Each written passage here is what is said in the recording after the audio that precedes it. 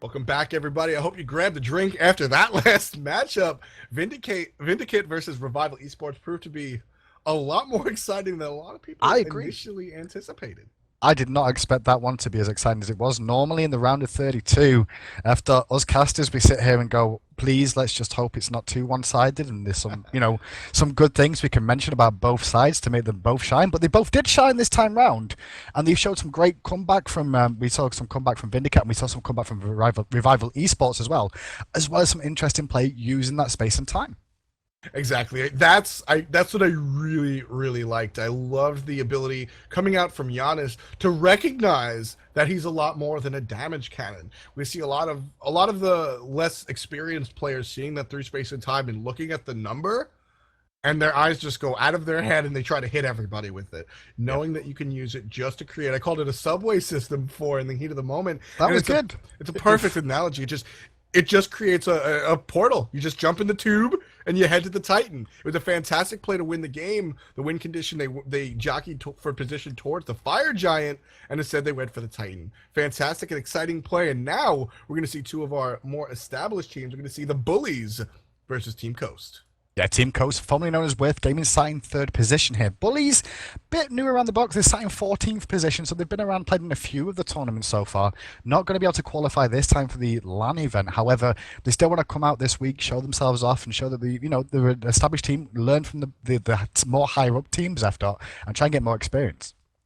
Yeah, 100%. We do see a familiar name on the Bullies. Emilitu has played in a lot of different on a lot of different teams in the support role. We'll see how he's playing this time around. And as I said, it's going to be an exciting play. Team Coast Blue, always an exciting matchup. Shaggy Shank playing in the Hunter role is something that not a lot of people can deal with. No, there isn't. So we're going to see from the bans, the Bullies are going to ban out Aphrodite and Osiris, and Kumbhakana, and finally Janus banned from Team Coast. That's good, in my opinion, that Team Coast have banned away Janus, because it means Carino can't be a scumbag and steal a pentakill on it this week. I'm just saying. I'm not going to let that one go, Carino. You stole my first ever cast of a pentakill. Scumbag. Yeah. So we're going to see though the Bullies going to lock in Athena. Now this All right. this has started. Why is this being such a big first pick thing right now? I'm so confused that Athena is being picked up so early. So, I mean, we've seen that Athena has had a large impact, and yesterday Brandon and I were joking around because every single time, every single game with the exception of one that we streamed yesterday, Athena was first picked insta-lock. And it got to the point where, as casters, we definitely Artemis. recognize the power that Athena brings to the table, as Artemis and Thor are locked in for Team Coast. But do we think it's a top tier pick in juxtaposition to a god like Scylla? Maybe not so much. But Athena being picked out first, I'm starting to appreciate it. We've seen how many times the global ult has just done so much, not just for damage onto people, but allowing her to be beat up in a team fight, back, let her team initiate onto an objective, then ult on for the teleport, and it's just been so powerful. So I guess there's a method to the madness, and Athena's been locked in first for a lot of times. So we're going to see on the side of Team Coast, they've gone with Artemis and Thor, so a great jungler, great hunter picked up for them. In response, though, Bullies have gone for two high damage dealers in Hubwa and Loki. Now, both of them generally, I thought we're seeing more and more in the solo lane. I'm guessing Hubwa's more than likely going to go mid here then. Habwa in the mid lane is a very dangerous idea, especially against an established team like Team Coast Blue, formerly known as Worth Gaming. Habwa in the solo lane it would just be a better choice overall for the Bullies, unless of course you're extremely confident on it. So we'll see how that works out. Loki can of course go in both the jungle and the solo lane. Not so celebrated in the solo lane, since a number of nerfs. We saw a nerf a long time ago to his decoy, a nerf to the way Hand of the Gods works. So Loki's laning potential has gone down. I anticipate to see him in the jungle, but we'll see how the picks work out for the Bullies as Team Coast locks in Ra. But Ra locked in, as you say, and Apollo is banned away by Team Coast. Now that they picked up Artemis, good ban from them. Not unsurprising, really. Apollo and Artemis are being considered as the top two hunters right now, and are consistently picked or banned. Yeah, I like the Apollo ban. Apollo brings to the table what Athena does. The fact that he just has a global ultimate. Global ultimates are very scary. But a hunter that can split push with no regard for human life and then ult out while he Exactly. literally laughs at his opponents in the air is definitely something that it's sort of a new WoW type man in the sense that Apollo's damage might not be so scary, but his objective clearing capability is the scary aspect. That's why we see him banned. That's why we see him banned out. And the Bacchus pick for Team Coast, that's a personal pick. He's dropped off a little bit overall, Bacchus. It seemed he started to rise again in the terms of supports, but then with Kumbhakana reaching that plateau that it now is the permaban status, and Athena and Geb and then being taken in his place, with Geb being banned out, Bacchus is like dropped down. Even Sobek has been picked up a lot more than he has in terms of it, and I guess it's based off what Bacchus can bring to the table and what sort of gods he's against. Now against the likes of Loki and Habois, he should be okay. You know, the belly flop will make an impact, as well as the burp will be able to help him track Loki down. If he does vanish during these team fights, they can try and keep a little bit of a track on him based off where the damage is still ticking on him from. So we'll see how this one plays out, but quite comfortably it seems after the Team Coast were like, fine, you know, take Athena, no problem. We're not going to pick Geb. We'll go down the roster and we'll pick up Bacchus. We're quite happy with that. Yeah, the Bacchus pick. So Bacchus recently got a buff in the sense of a mana cost reduction.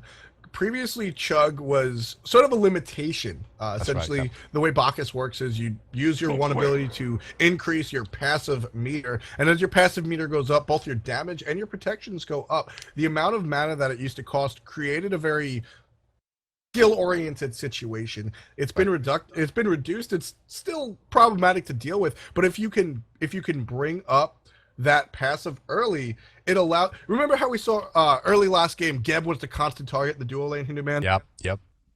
That passive, I don't know. So Chug never was gotten before level 6. With the recent mana changes, we might see that happen, and it can counteract the squishiness that we see Midas Boots Guardians go through a lot. So if you can make use of that passive, it becomes a much different story, and Bacchus is very strong in the early game. And then finally, we did see picked up Ul, Bakasora, and Zhong Kui. So they're going to be the lineups for this one. Variety's going to be in the solo lane on that Zhong Kui. So we're going to have a raw mid played by Carino in this one. And that's going to be facing off. I'm pretty sure it's going to be Emelito. So I'm so confused at where everyone's going on this scene. Because with that Bakasora pick now, it's like Bakasora or Loki are jungling. And the other one's got to be solo because Hubwa's mid. That's all I can say. We could also see a Loki mid, Habois jungle, Athena solo. Who knows? There's a lot of different characters. It's EU. There's a lot of different characters, and as you just said, this is Europe. So we're going to see where exactly the gods wind up, where the players wind up, and how they impact the game in just a couple of minutes. Stay tuned for more Smite action. Good afternoon, and welcome back to our second matchup of the day, folks. Bullies versus Team Coast Blue. Yeah, these two teams vying for position. Team Coast sat in third position right now, but the Bullies have some memorable names on the team, especially in the likes of Emelito and Optics. Have been around for a little while. So let's see what they can bring to the table for this one. As you can see, left-hand side, Athena going for a very, very quick early ward, but might get spotted by Shaggy Shank. Going to see that ward go down, and she has to back to base very soon to make sure she can pick up her items before she tries to get all the way over to that blue buff start. Yeah, this is a pretty standard start we see from a lot of supports, and curiously enough, this started by Anatoly. We call this the Anatoly ward, where he grabs a ward, rushes to go place it. It used to be, you know, by the enemy red buff, just to make by the enemy speed buff rather, because he plays solo lane, and then back and pick up his items so he can have 2 potions. And supports have realized just how powerful that is to have 2 different potions on their person at all times. So supports went ahead and picked that up, and now we see it's universal. People do it in casual matches. So good ideas turn into better ideas, and I love that type of melding of the minds that we do in the Smite scene. That's right. I mean, with the multi-potions as well on support, you can only carry 5 multi-potions and 2 wards at a time if you're going to use both slots. But that does leave you with spare gold. So being able to put out those early wards to start off with F-Dot means you're going to be able to use all your starting gold at the beginning and have extra wards so you don't have to recall as quick. So mid-camps being taken as expected from both respectable sides. As you can see, Bakasora is going to be the one in the jungle. Optics is going to be doing Bakasora jungle. We're going to see Loki going to be facing off against Zhong Kui.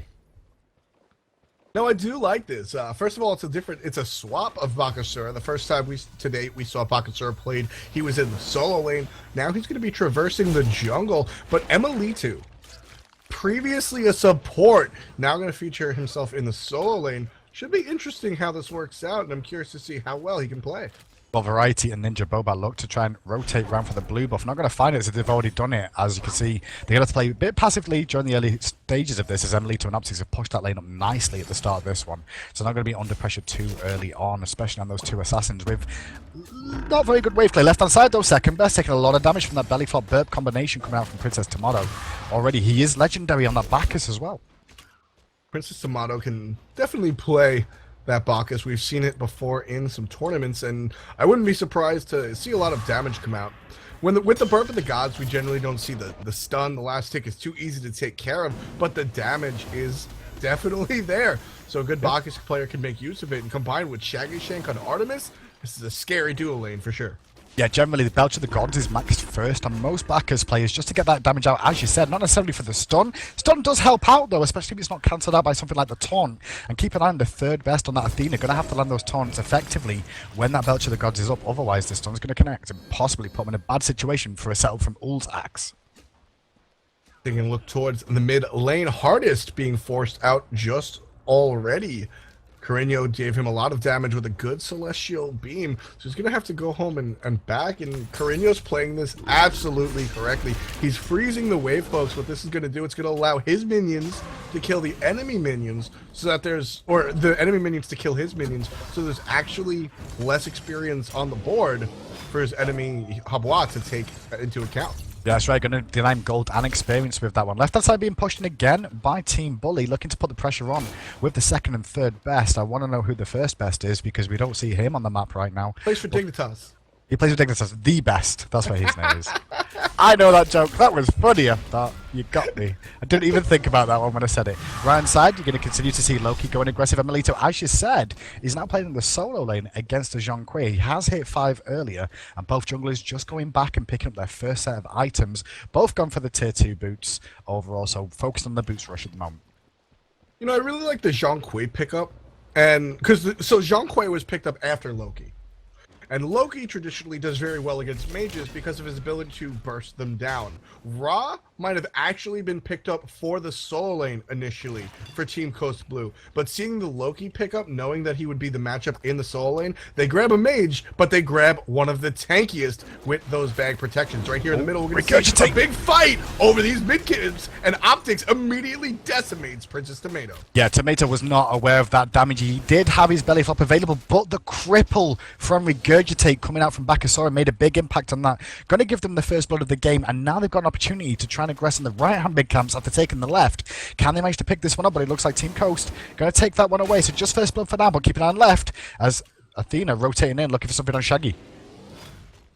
Shaggy Shank going to get charged, going to get taunted into the shield wall, but not too much damage coming out there. Ul did not decide to go in. Not a lot of mana on his person, so he can't get the full stun 3-1 combo that we like to see. Well, I routinely call Ul the burst mage. Emilito could be in trouble. Thor's got up in the air. He's already used his Assassinate to get away as he got aggressed upon to make sure he got away from Thor, trying to dunk down from the jungle. But going back to that matchup as well in that lane, like you were discussing how they picked up Zhong Kui for it, and I think is a good pick, is that Expose Evil does apply through stealth, and you can see the dots ticking, and that's exactly what Variety's using it for now against Emilito, to make sure he can keep track of where that sneaky Loki is.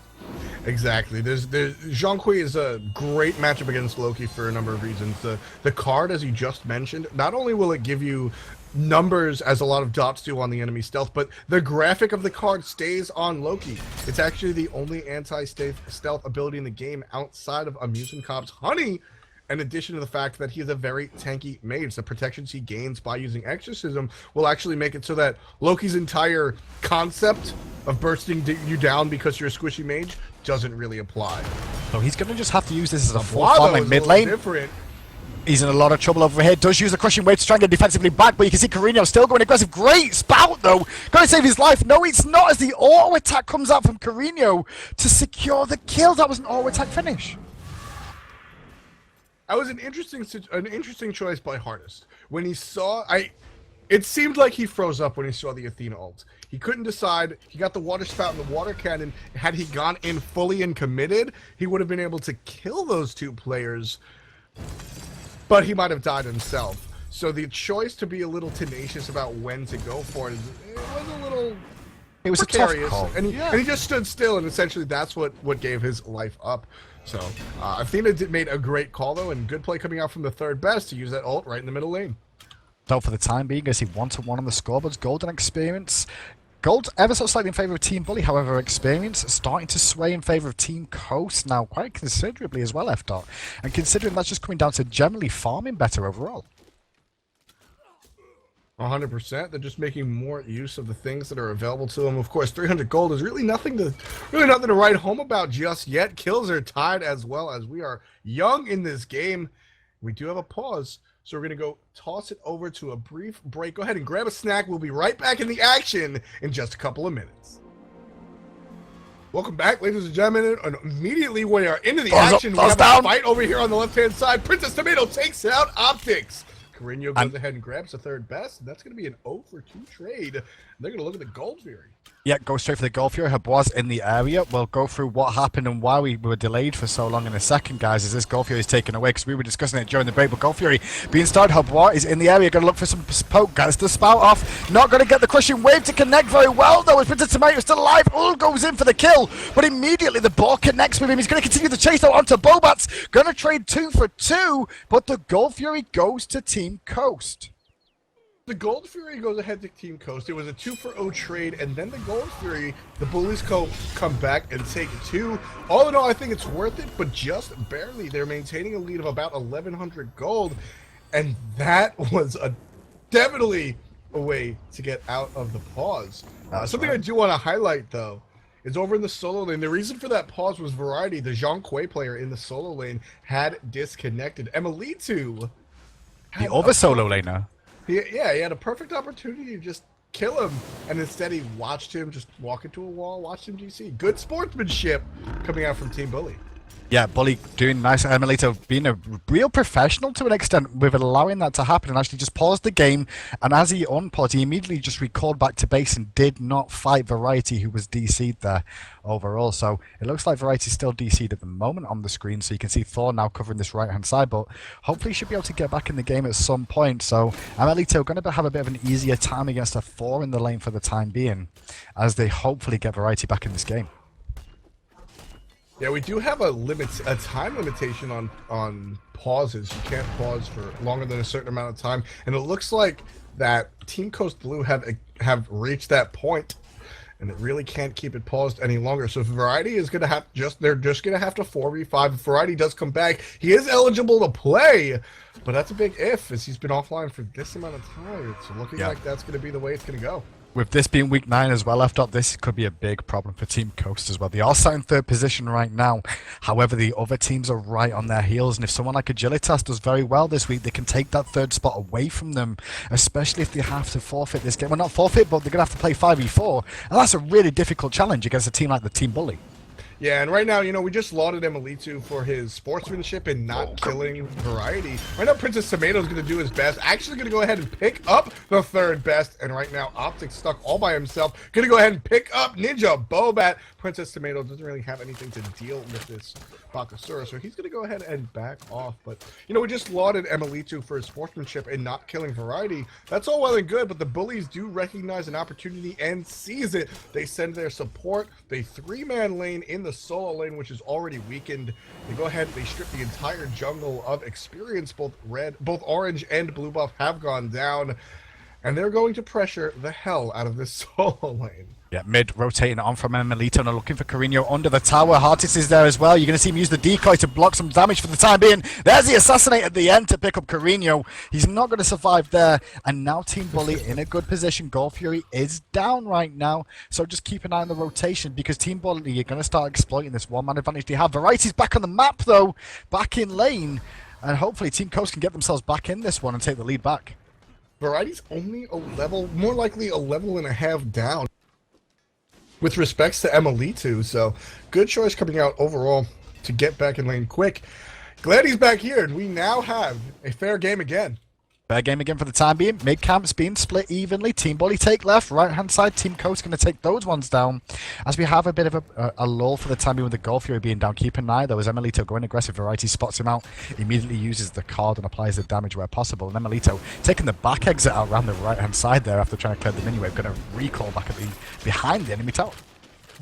Princess Tomato taking a lot of damage. Optics going to go ahead and secure that kill. That's going to be the 6th kill for the Bullies right here in just under 11 minutes. Team Coast Blue, of course, does have 4 to their name. So the Bullies are leading with respects to kills, but that DC definitely helped them come back and even the game, and that kill's going to put them in the lead. It does, but on top of that as well, Optics is getting himself online so much quicker. He's got the most gold in the game right now, and also the highest level on his team as well, F-Dot. And you can see he's got a level lead over Ninja Boba, and now that Hasten Fatalis is online as well, those kills are really going to help him out. As left-hand side, second best going aggressive against Shaggy Shank, but not having a good trade under the tower at all. Has to disengage and jump away to live to fight another day.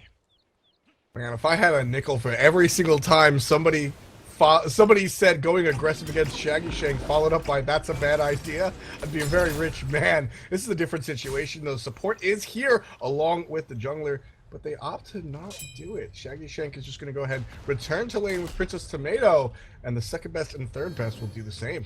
Yeah, all going to just rotate back to his tower now, probably recall from this. Going to miss a bit of experience because of that. But Gold Fury is up soon, so it's a wise call for him to miss his experience in terms of being viable for this Gold Fury fight that's bound to happen the moment these two teams get the position to do so. So right-hand side tower goes down to Emilito now, and now he's going to continue to put the aggression on. Has that Heartseeker, probably up to near the full stacks right about now, so keep an eye on his damage, especially after that pickup on Carino mid. Just saw the damage potential available to him. Mm-hmm. Yeah, Habwa and Loki combined on a single target, especially a mage, you're just not going to last long. Ball's going up, does get spotted out though by Optics, so already you can see the disengage from Heartis. You're going to see the wet paper down to slow him down a little bit, but nice bit of damage coming out with the wall and the hammer to and fro connecting onto Habwa. Smite going to miss though, and now we might see a fight for the Gold Fury engage sooner rather than later as the whole team of Team Coast are over here, as our Team Bully and Emilito pops to vanish looking for an opportunity. Not going to find one just yet, but Gold Fury started. Gold Fury being aggressive on a lot of constant damage. Here comes Optics parading in with the Athena ult. That's going to be enough to get Team Coast Blue to back off. This would be a really presumptuous situation for the Bullies to be in if they go ahead and engage on it. Instead, they're just going to engage on the spread out Team Coast Blue. Emilito takes down Ninja Boba. That's a jungle for a solo laner. Carino's getting pressed on by Optics while Variety's taking a lot of damage as well. But this is split DPS. Belly flop combined with Variety going to take down the enemy support.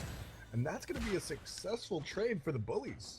Yeah, Bully's going to come out on top because they took out the jungler overall. Third best goes down, which is the support, and with the Gold Fury not being contested still, it does work out for Team Bully. However, Team Coast, well aware that that was the support that dropped, are going to try and make the best of this and take down the Gold Fury because they know there's no Hog 3 on the enemy team right now.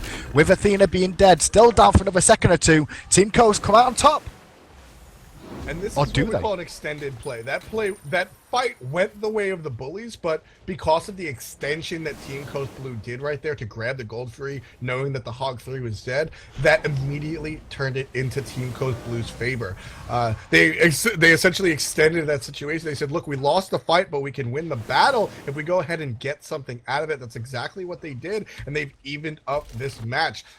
The Bullies are still leading about 500 experience in the lead. That's not too much, and the gold is even smaller. 500 gold split amongst 5 people. 100 gold is what, 2 potions, 2 wards, maybe, since we're playing competitive. And shouts to Team Coast Blue, they have sprinkled this entire left-hand side with wards. I mean, when you look at the fact that there's 2 kills behind as well, and they've also lost a tower, this goes to the credit of Team Coast and the fact that they even had a DC'd member who's DC'd again as we look at the screen, and they're still keeping in competition with this game. It shows how good Team Coast are, and you can see Emilito caught out of position here as you see Ninja Boba going to rotate in to defend the tower, and Emilito just going to continue to pressure with the decoy. Optics round here as well, going to take away the blue buff, and Team Bully trying to literally bully the enemy team now with this man advantage. You're really trying to bully them out right here. Shaggy Shank is Shaggy Shank is doing very well in this left-hand lane. I don't think it really behooves the bullies to get aggressive unless they have a 2v1 situation like they do right now. I would have loved to see a preemptive strike taunt combination, but unfortunately they don't go for it. Lane.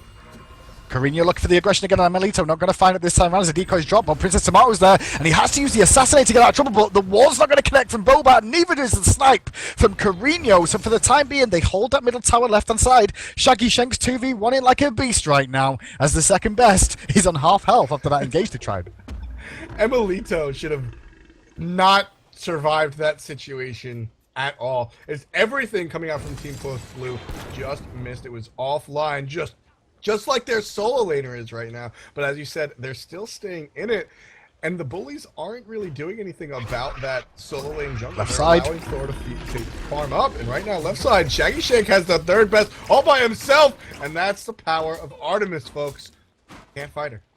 Artemis in a 2v1 situation for the most part, but as soon as Princess Tomato comes over there, becomes the other way round in a 2v1, and we're going to see Athena dropping down again, unfortunately for her. She's 0-4-4 right now, had a bit of a tough time overall, and with Variety now back in the game one more time, let's see how long he stays in this time round.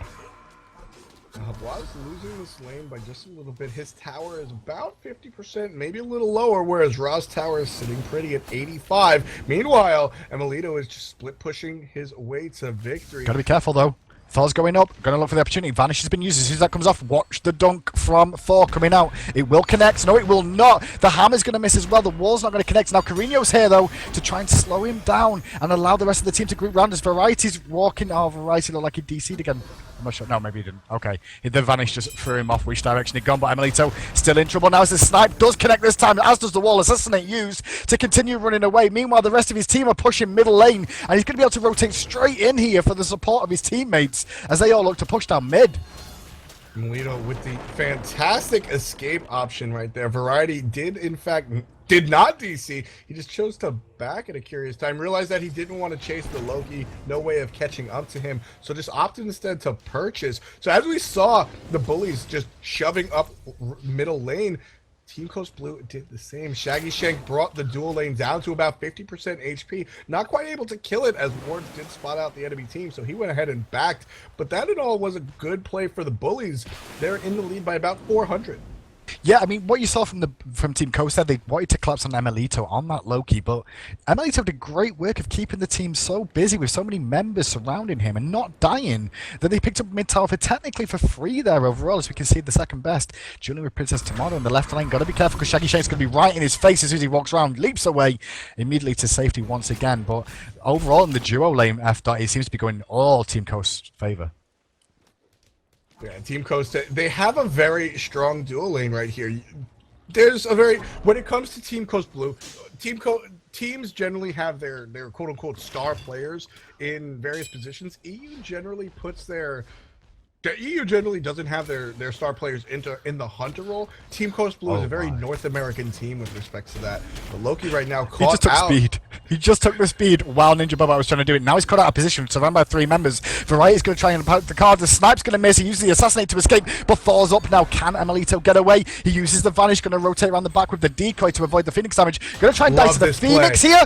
No, the wall's not going to connect. He's still alive, and he's just going to hang around for the time being. Meanwhile, there's a fight on the backside of that as Optics finds out Carino as they all chase Emilito, and Emilito's still doing the dance of death in the enemy Titan area. Phoenix is going to kill him at the end of this, or is it? He's still alive. What the hell?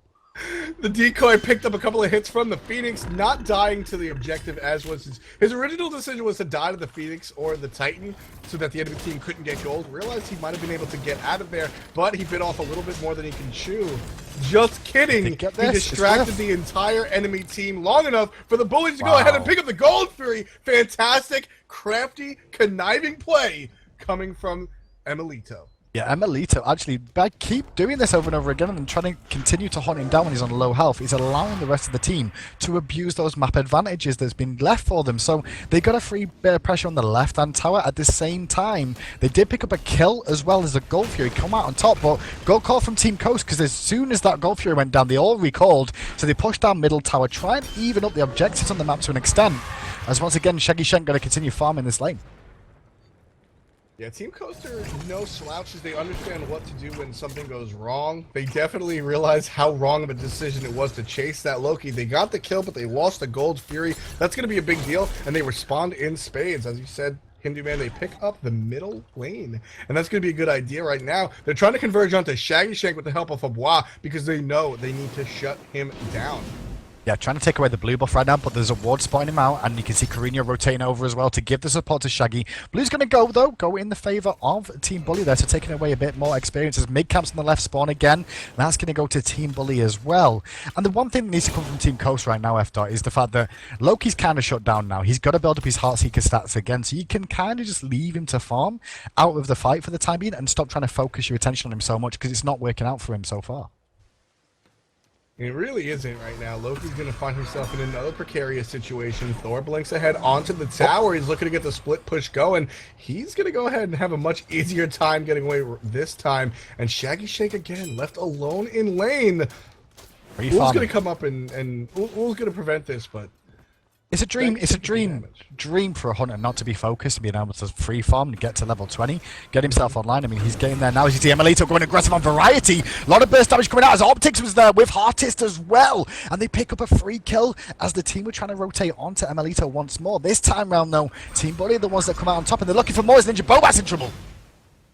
Ninja Bobat going to take a little bit of poke, but with that raw heal and a good disengage from the enemy team, they're going to go ahead and be all right. However, this tower, not so much. Thor's going to go in there. They're going to look to defend this tower. Hinduman, the stun comes down. Optics have already killed Carino, but out comes the boar. Caledonia is trying to be defended. Hardest goes ahead and kills somebody, but Shaggy Shake makes him pay. And that's going to be an interesting trade. Oh, good flop. 3 in the way of the bullies, but Emelito invisible gets my goodness. And he might get out of this. Oh my god, he's going to get away again. He chose the right way to run. Shaggy Shank wasn't aware of it. Meanwhile, Ul still split pushing. Look at Optics, though. He's rotated over as well. Emelito's on his way. They're going to get more towers out of this F-Dot. This is great play from Team Bully, just abusing the map situation they find themselves in. When people leave one lane, they abuse another. The bullies just know where to be and what to go to when they're in a situation like they are, and they went ahead and we just talked about how fantastic Shaggy Shank was doing in lane. Well, the enemy hunter just came up. The second best proved that he can win his lane just as easily and took not just the first tier, but the second tier as well. 22 minutes into the game, that's going to catapult the bullies into a 6,200 gold lead. Experience is looking similar with 8,100 as well, and kills tell the story in addition. 11-8 with respect to those kills. So as I said, 23 minutes into the game, the bullies are looking very good. Yeah, they are, and they're looking to continue hunting. And Emelito's looking for aggression onto Ninja Bobat. Ninja Bobat well aware, but Princess Tomato's out of position. He was trying to ward a lot of damage onto him at the moment, but he is the tanky backers that we know tries to burst round. The boss going to try and help out a little bit, but no, he is going to drop down for the time being. And with him being dead, Shaggy Shank's on the other side of the map, they could try a fire giant. This is risky. This is risky. They're baiting. This is risky. Ninja Bobat does not have a Hog 3 just yet, but it's not just about the steal, it's about the fight, and the bullies decide to go head first. Variety is already down. Hardest gets the second kill with an ultimate he's off gonna be the too late. jungler, and Optics picks up the middle lane of Carino, down for the count as well. Shaggy Shake's hiding around the corner, but they spot him out with the ward. This is dangerous. The board's out. They're gonna go for the kill. The axe is missed, and now the second best needs to retreat or find himself Artemis. Well, the boar is doing work for the time being, but now the boar has been hit. Everybody, he's got nothing else left, and Shaggy's gonna drop. Doesn't even find Ul, who survives. He's gonna regen in middle lane. Immediately, he'll rotate over to the fire giant. The members of Team Bully are pretty low. They've got to juggle aggro well here because Bacchus is on his way. Have they got the damage to burst this down before Tomato gets here? I think so. I think they're gonna get this one.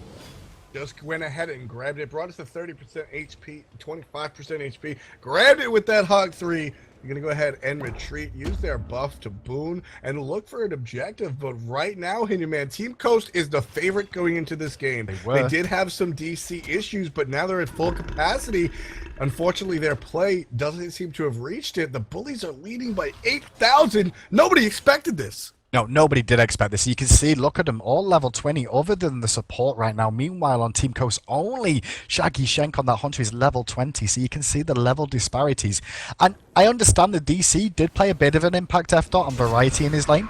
But overall, they put too much pressure on Melito. And Team Bully have just exploited the map because of that. I don't think the DC made that big of a difference, honestly, with how the way Team Bully have played this overall. They've done the right ideas with how they've been fighting.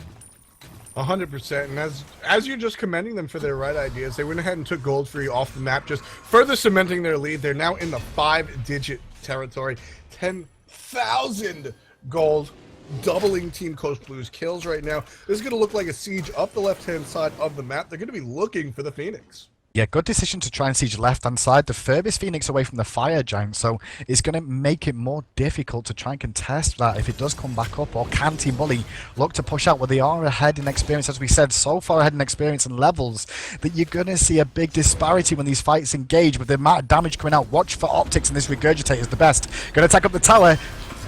Down from Ninja Boba on the backside, they're looking to fight, but Emelito's there, and Ninja Boba has to disengage for now. As you can see, Variety trying to get the recall demons off and deal some damage out, but Emelito finds Boba on the backside, and he's looking to escape once again through the middle Phoenix. His Loki play is something to really witness. It's like an art right now.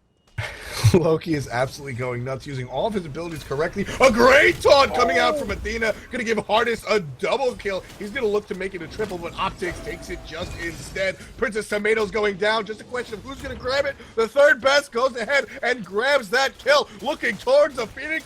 Wow. The Bullies are going to go ahead and decimate the Phoenix, and they're going to push on to the Titan Hindu Man. This game is over. The Bullies come out underneath the favorite Team Coast Blue and take this game in the 26th minute. This is EU, ladies and gentlemen. This is week 9, and we knew how close it was at the top of this start of the day, but now Team Coast going to go out so early they're not going to get hardly any points this week, and the likes of Agilitas, i5, SK Gaming, Bloody Tech and Exposed Seekers are going to be like, thank you very much to Team Bully because you've gave us this opportunity to steal away a spot. Exactly. Team Coast Blue, unfortunately, they did have the DC from Variety, but it doesn't take anything away from the Bullies' play. Hardest specifically, 7-2 and 11 on that Habois. We're going to go ahead and take a look at that last decimation just about now. We're going to go ahead and launch the clip and just take a look at this double kill coming out from Habois. Yeah, it was a big taunt from Athena coming into the play there, and then the crushing wave coming across for the extra damage as well. Was nicely done and well worked by Team Bully overall. And you just saw, really from their whole team standpoint, F-Dot, it was all about abusing the fact that Emelito was being focused quite a lot. And I think he was being focused for some reasons was because he was playing low-key and he was going to try and split push all day. And the second reason was because he was in a favourable lane because of the DCs from Variety. So they played into that. But when we saw that as well after, and we saw how the game went on, whoever does the shot calling on Team Bully, I have to give shout-outs to, because their shot calling was fantastic. It was a group decision, even better, because they were on point with where to go every single time. Extremely good analysis right there. Couldn't say it better myself. The choices to go to were fantastic, and a team after my own heart. The stuff after the stuff was always in their minds. They knew exactly what they wanted to do when they got a kill, when they got a number of kills they turned their sights towards objectives. They just played it right. As I said, unfortunately for Team Coast Blue, Variety was DC'd for a little bit. I don't really think that it impacted the game as much as people think. I think this victory might have gone. I think Team Coast Blue obviously would have put up a better fight with a consistent solo laner, but I think the Bullies earned this victory through and through, Hinduman. Yeah, I agree too. I mean, it's a very tough one when there's a DC, because generally when there's a DC, it's like, oh, well, it was 4v5, it was easy. It wasn't that easy, honestly, overall. You saw the rotations coming out mainly that made the effect that gave Team Bully the lead overall. And even Shaggy Shank was miles ahead in the Hunter lane. But, you know, Team Bully played through that and actually came out on top in the end. So they're going to move on to face i5 in the next round. And i5 need to watch the backs, because I think Team Bully can throw up a few problems for a lot of teams this week after. But I know on paper, i5 would be very happy that Team Coast Blue lost this one, and they've got a shot against an easier team in this quarterfinal match next round. 100%. And that's who we're going to take a look at. We're going to go into our next matchup in just a couple of seconds. In just a couple of minutes, it's going to be Agilitas versus SK Gaming. We're entering the quarterfinals. This should be a match. Don't miss it.